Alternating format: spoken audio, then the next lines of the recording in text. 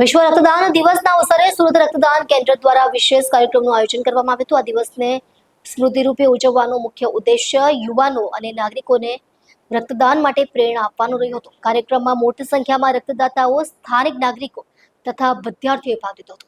સુરત રક્તદાન કેન્દ્રના વડાએ કાર્યક્રમમાં રક્તદાનના મહત્વ પર પ્રકાશ પાડતા કહ્યું હતું કે 1 યુનિટ રક્ત કોઈનો જીવ બચાવી શકે છે। રક્તનો કોઈ વિકલ્પ નથી અને માત્ર માનવ દ્વારા જ રક્તદાન શક્ય બને છે। તેમણે વધુમાં જણાવ્યું હતું કે દર વર્ષે હજારો લોકોને અકસ્માત, શસ્ત્રક્રિયા અથવા ગંભીર રોગના કારણે રક્તની જરૂર પડે છે।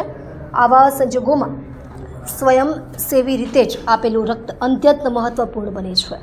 કાર્યક્રમ દરમિયાન રક્તદાતાઓનો સન્માન સમારંભ પણ યોજાયો હતો, જેમાં નિયમિત રક્તદાન કરનાર વ્યક્તિઓને પ્રશંસાપત્ર તથા સ્મૃતિ ચિહ્ન આપીને કદર આપવામાં આવી હતી। સાથે જ એક વિશિષ્ટ રક્તદાન શિબિરનું પણ આયોજન કરવામાં આવ્યું હતું, જેમાં અનેક નાગરિકોએ રક્તદાન કર્યું હતું। વિશ્વ રક્તદાન દિવસ દર વર્ષે 14 જૂને ઉજવાય છે અને તેનો મુખ્ય ઉદ્દેશ્ય રક્તદાતાઓનો આભાર વ્યક્ત કરવો તથા વધુ લોકોને રક્તદાન માટે જાગૃત કરવો છે। સુરત રક્તદાન કેન્દ્રે આ દિશામાં મહત્વપૂર્ણ પગલાં ભર્યા છે અને આગામી દિવસોમાં પણ સતત પ્રયાસો કરવાના સંકલ્પ સાથે કાર્યક્રમની સમાપ્તિ કરાઈ હતી।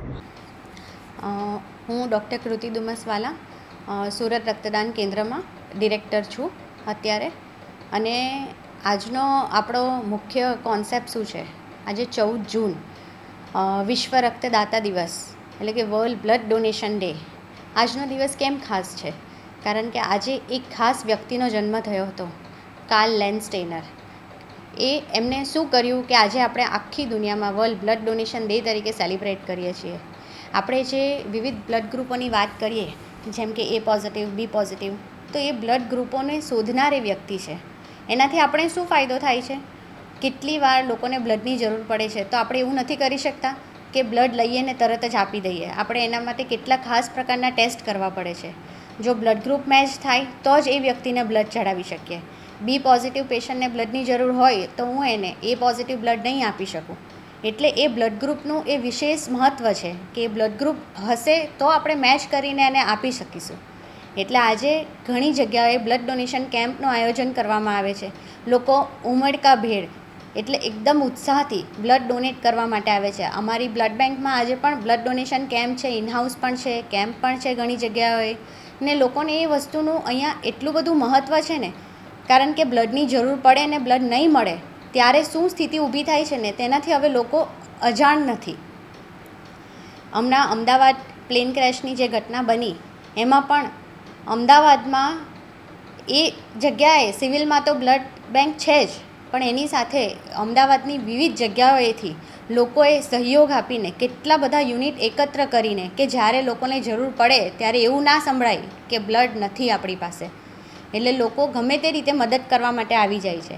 આપણી આ સુરત સિટી છે તે ડાયમંડ સિટી તરીકે ઓળખાય છે, ઇન્ડસ્ટ્રીયલ સિટી છે।